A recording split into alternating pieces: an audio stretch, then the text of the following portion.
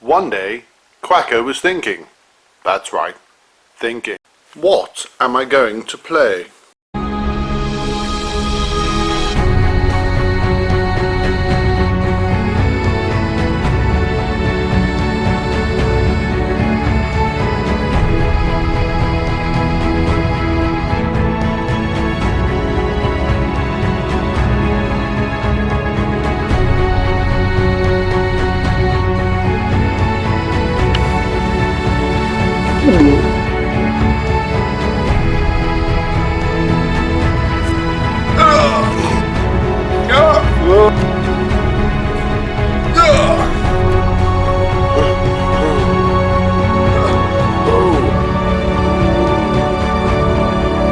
Nothing.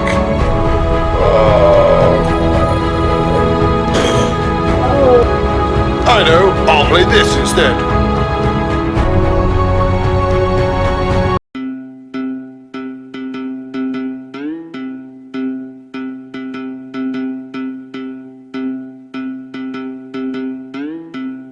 Hello and welcome to Game Club. So to start off this new season, we have 13 Dead End Drive. It's a game about, well, the reading of a will. Not many games start with that premise, but this game does. It's Aunt Agatha's will that's being read, and all of these assortment of characters are there to listen and hear what they're going to earn from it.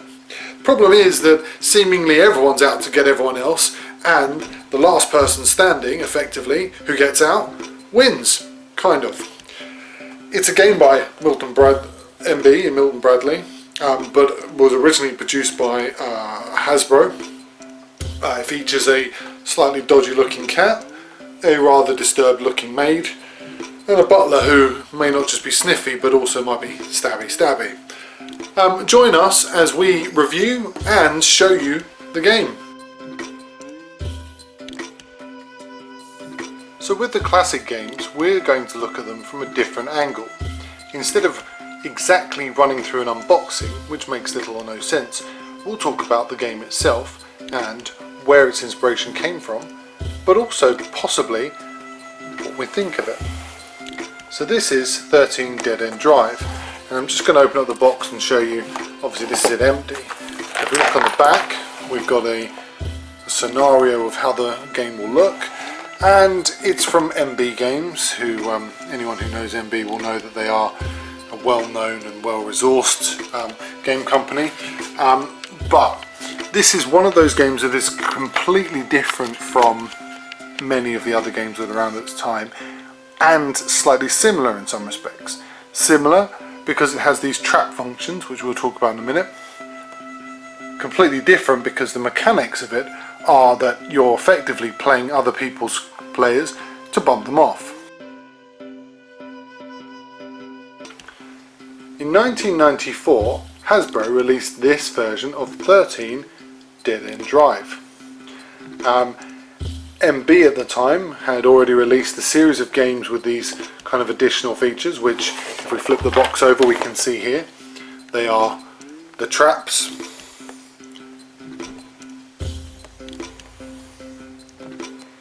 and these little icon tokens. But the game's mechanics are very different from what you'd expect. This is a murder mystery with a twist. You know which players you want to get out in order to win the inheritance, but your players, other players that is, don't. And so what happens is you effectively work in everyone else's worst interests, setting them up for a good bumping off. You will have to suspend disbelief a little bit when you're running through this game because, as I said before, the story is about Aunt Agatha and her will reading.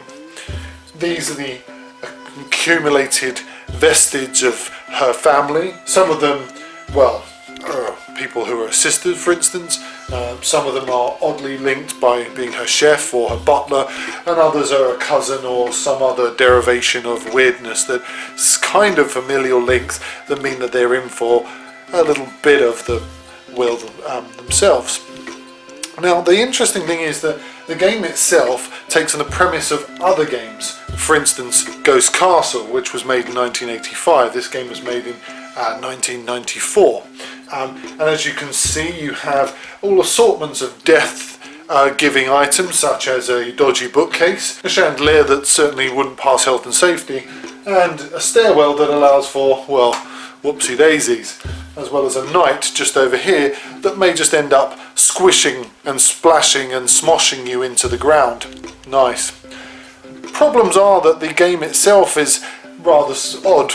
I've not come across a game where you each control different players and you're able to roll and decide who does what with these two wonderful dice here in this rather horrific blood red. You roll and then you choose which one to move. One dice, one move of person, the other dice, another move of a person.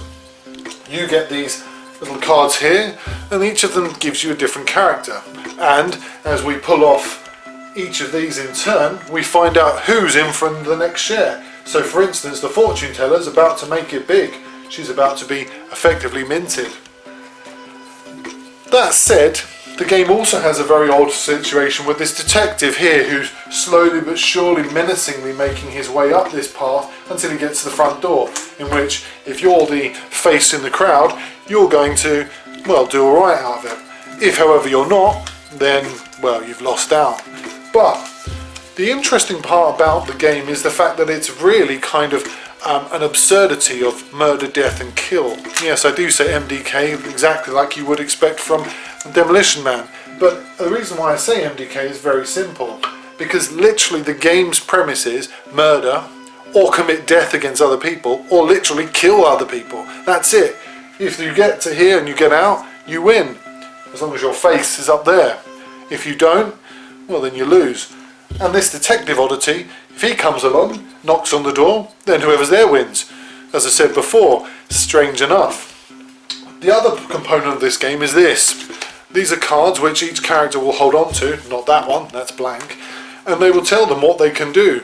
So for instance, you can trigger a fireplace or statue, you can trigger the bookcase, you can trigger the chandelier if you really wish, etc, etc. Now I didn't show you the fireplace, but this is what it looks like. It's a real flipping flopper. Now, therein lies the problem with the game. Firstly, the odd gameplay. It's intuitive and quite innovative, but it is bloody annoying because often you move closer to the door here and some bugger sends you over here. And to be fair, that's not much fun. Also, putting the things together. It's literally an obstacle course. There was a game that used to be out, there's two games actually I can think of that were like this. One was called The Crystal Maze, which was effectively the British TV series Crystal Maze turned into a game, and it was just as ball-achingly painful to put together as this. The other was the Krypton Factor game, which was far more ball-achingly painful than this. It reminds me of modern Euro games, which, well, I'm not a massive fan of some of them, which take forever to set up and put about and click and clock and block and lock, and after a point I've lost the will to live. However, in the end, this game is a game for families. You can play up to 9 years plus, which is a bonus because kids will love this, especially when they can drop this down, and you can play up to 4 players. In fact, actually there's variations of this where you can play 3 players as 4 players, which I'll go through in a second. So the game has some notes of delight to it. And this is where the 4-player as 3-player game comes in. I call it Dave's Dead End Drive. And you basically have, instead of all of these cards, you basically get 3 each, and a mystery 4th person, gets 3 cards themselves. And they're able to use those in order to, effectively, if you like, block everyone else out of the game. It means that you don't know who's got what and who's going to win. And in fact, just like some of the best games ever made, the game is battling you.